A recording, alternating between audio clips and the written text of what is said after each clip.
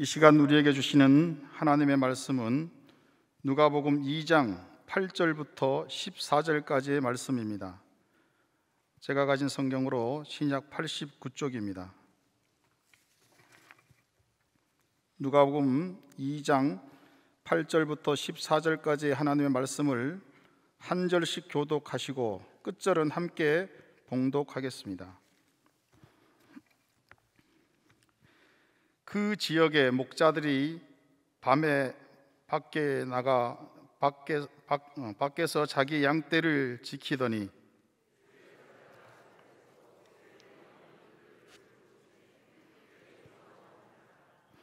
천사가 이르되 무서워하지 말라.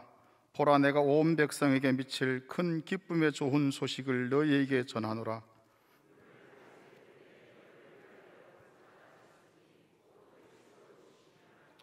너희가 가서 강보에 쌓여 누워서 구유에 누워 있는 아기를 보리니 그것이 너희에게 표적이라 하더니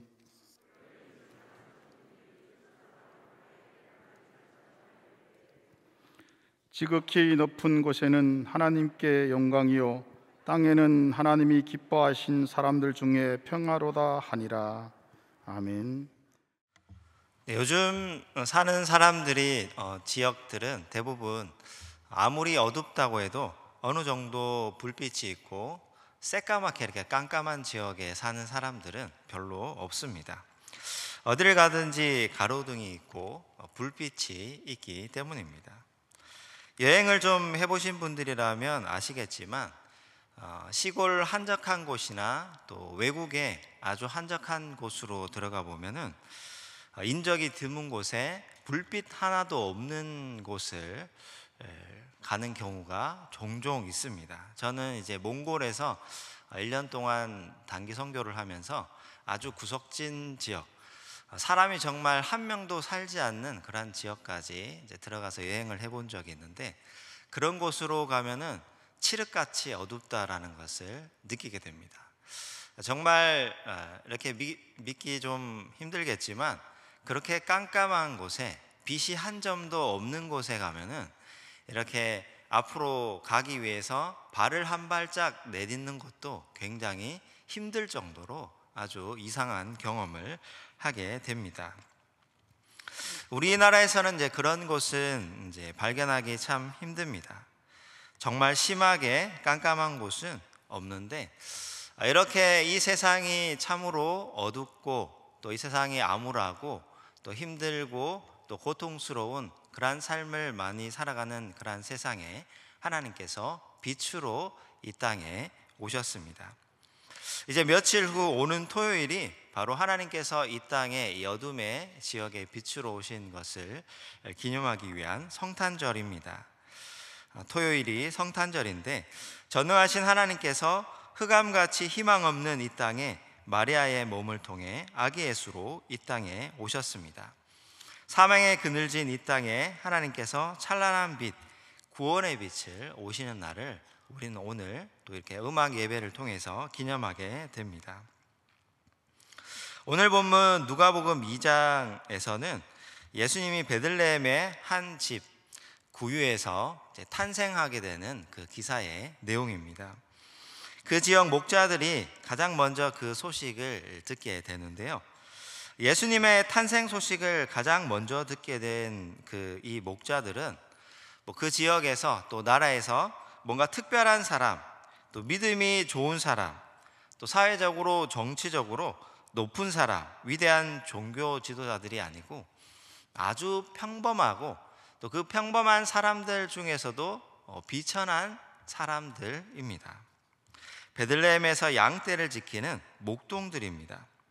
평범한 사람들 중에서도 좀 비천한 사람들이 당시에 양떼를 지키는 목동의 일을 하였는데요.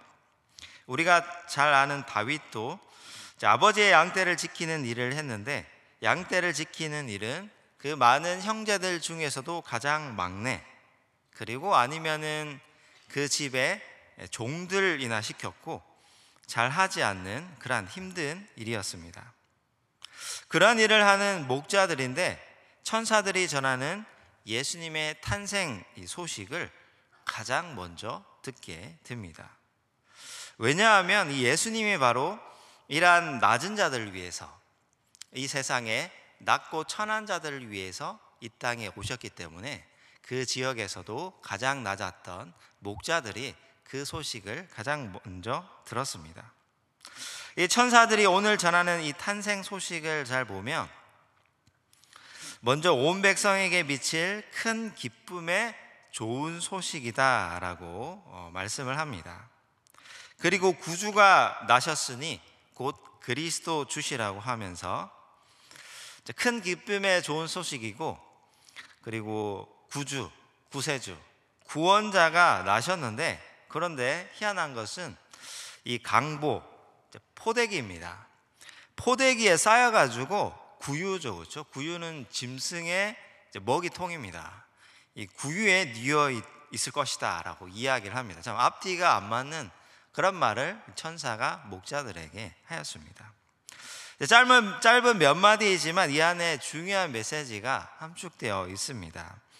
간단하게 소개를 하자면, 먼저 예수 그리스도의 탄생은 온 백성에게 미칠 큰 기쁨의 소식입니다.